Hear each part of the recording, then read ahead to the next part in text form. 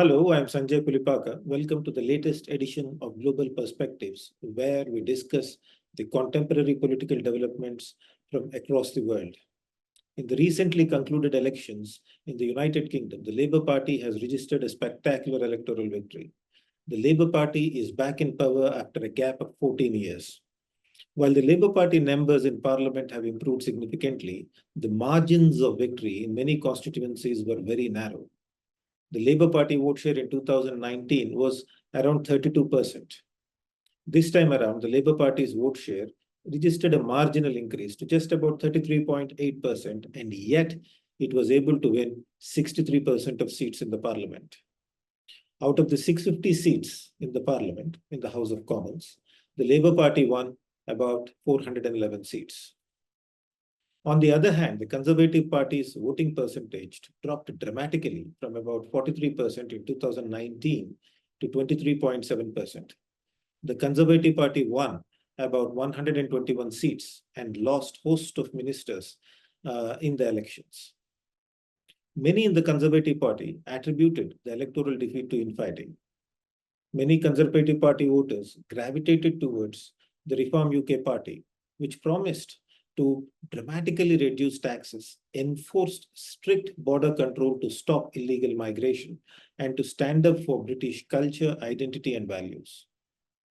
While the party won about 5 seats with a 14.3% vote share, it came second, according to various reports, in approximately 103 constituencies. The Liberal Democrats have emerged as the third largest party with about 72 seats. It should be noted that Liberal Democrats won 11 seats in 2019 with a vote share of around 11.5%. In 2024, the Liberal Democrats' vote share increased very marginally to about 12.2%, but the party ended up winning 72 seats. The fragmentation of the Conservative vote, because of the votes received by the Reform UK Party, enabled the Liberal Democrats to register significant electoral victories. A regional level analysis also throws up interesting electoral results. In the northern part of the country, the Scottish National Party, which contested elections calling for the independence of Scotland, won about just 9 Member of Parliament seats. In the Wales region, the Conservative Party did not win a single seat. In Northern Ireland, Sinn Féin won about 7 MP seats, and the Democratic Unionist Party won about 5 seats. So what are the implications of the UK election for India? In the new House of Commons, approximately 28 Members of Parliament are of Indian origin. While their election is a welcome development, it is not mandatory that increased presence of people of Indian origin in the UK Parliament will automatically result in better relations between India and United Kingdom. The Indian origin MPs will seek to advance British interests, rightly so, across the world. Further, they will have to factor in the preferences of their local vote banks when they articulate their views on global platforms and in their interactions with India. There are also concerns about Labour Party's leadership attitude towards India.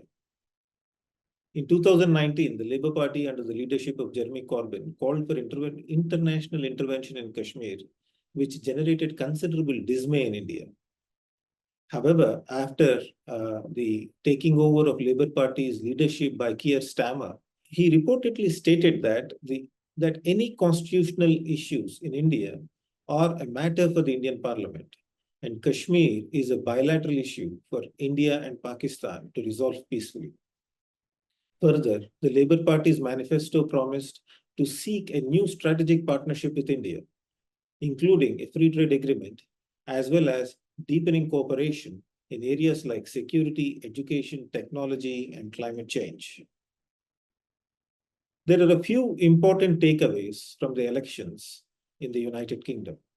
One, because of growing use of social media and consequent ability of various social and political groups to spread information and misinformation, there is increased volatility in political process. Political parties must quickly adapt to the social media age, and at the same time, they should stick to clearly defined values. Across many countries with the first past the post electoral system, there is a disconnect between the vote share that a party is getting and the seats that the party is winning. There have been many demands to shift to a proportional electoral system. However, there are concerns that proportional electoral system will increase or deepen the fault lines in the society. Therefore, there is a need for social scientists to critically reflect about electoral systems to ensure that appropriate democratic representation takes place.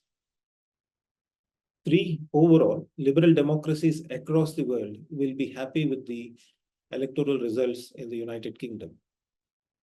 They have resulted in a stable government.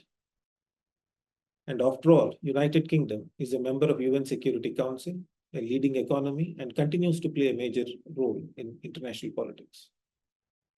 If you want to read more about UK elections in greater detail, please read my articles published by ETV Bharat in English, Telugu, and Hindi in the links that have been provided in the description.